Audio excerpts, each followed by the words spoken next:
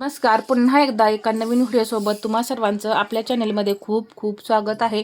आजच्या व्हिडिओमध्ये मी तुम्हाला 34 साईज कटोरी ब्लाऊजचं ड्राफ्टिंग जे आहे ते अगदी सविस्तर असं समजावून सांगणार आहे. तर इथे पहा, ब्लाऊजची उंची जी आहे ती मी 13.5 इंच घेणार आहे. त्यामध्ये मी 1 इंच प्लस केलं, 14.5 इंच या इथे घेतलेलं आहे. इथूनही अजून एकदा असाच 14.5 इंचावरती मी पॉईंट दिला. इथे मी कटोरी वाढवण्यासाठी अंतर ठेवलेलं आहे. पहा, हे तुम्ही पेपरवरती ठेवायची गरज नाही. पहा, इथे या पद्धतीने उंचीचं मार्किंग आपलं झालेलं आहे. आता इथे शोल्डर 34 साईज आहे, तर शोल्डर आपण इथं 5 इंच घेणार आहे आणि गळा आपला 10 इंच असणार आहे. तर इथे 5, अजून एकदा इथेही असं मी 5 इंचावरती पॉईंट घेतला. इथे जेवढं घेतलेलं आहे तेवढंच इथं अंतर घ्यायचं आणि मुंड्यासाठी इथं एक लाईन सरळ ओढून घ्यायची.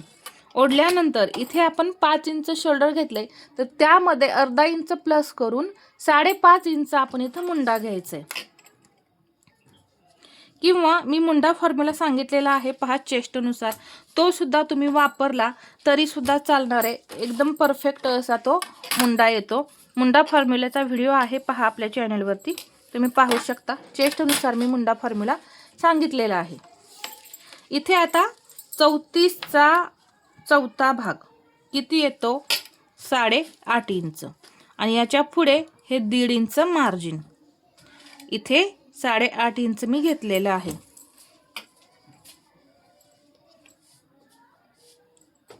इथे कमरेचा चौथा भाग प्लस 1 इंच टक्ससाठी घेतलेला आहे आणि याच्या पुढे 1.5 इंच मार्जिन. कंबर आपली 26 आहे. इथे पहा, हे मी आता जोडून घेते.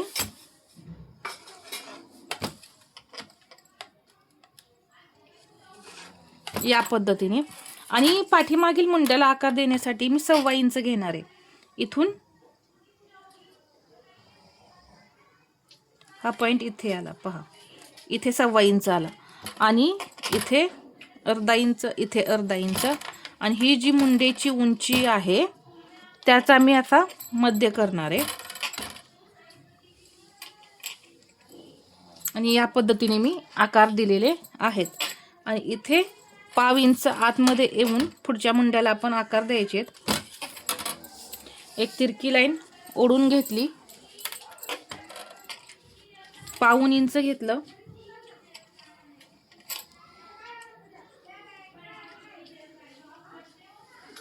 आणि या पद्धतीने पुढच्या मुंड्याला मी आकार देऊन घेतलेला आहे. शोल्डर, गळ्याची रुंदी 2 इंच, पुढचा गळा 6 आहे, 6.5 वरती पॉइंट दिला. इथून फक्त 2.5 इंच घ्यायचं, इथे जास्त घ्यायचं नाही. ब्रॉड, पहा, एक बॉक्स बनवला. इथे या पद्धतीने पहा, गळ्याकडे मी शोल्डर डाऊन केलं.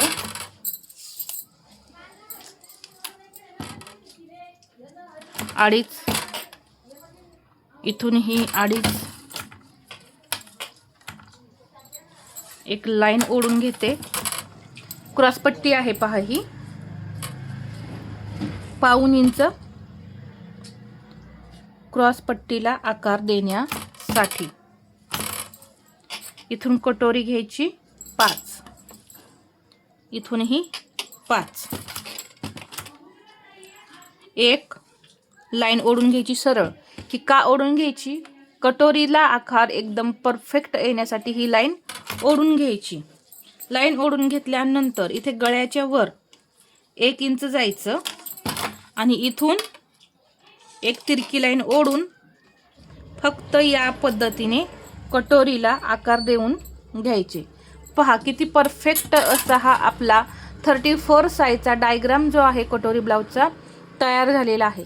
तर इथे पूर्ण मी आकार सगळे एकदम परफेक्ट असे शिकवलेले आहेत.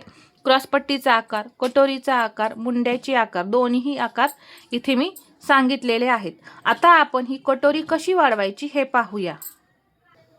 आता इथे आपल्याला कटोरी वाढवण्यासाठी सर्वात पहिल्यांदा इथे घ्यायचं आहे अर्धा इंच. साईड पार्ट जोडण्यासाठी आपण अर्धा इंच घ्यायचं आहे. इथे घ्यायचं आहे पाव इंच. गळ्याजवळ फक्त पाव इंच घ्यायचं. इथे 1.25 इंच 1.2 आणि इथेही 1.2. यापेक्षा जास्त इथं घ्यायचं नाही, कारण लहान साईज आहे. आता इथे 1.2 आपण जरी वाढवलं असलं तरी सुद्धा आपला टक्स जो आहे तो 1.5 इंच येणार आहे.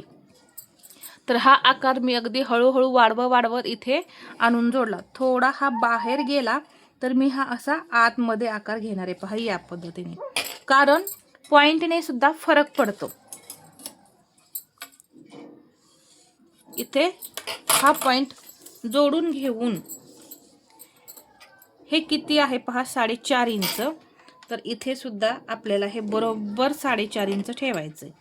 इथे पहा हा पॉइंट आपला आलेला आहे. आता पहा इथे ही जी वाढवलेली कटोरी आहे याचा आपण सेंटर करून घ्यायचा या पद्धतीने. इथे 1.25 इंच वाढवलंय तर इथे सुद्धा 1.25 इंचच घ्यायचं 1.2 आणि हे आकार आता असे जोडून घ्यायचे.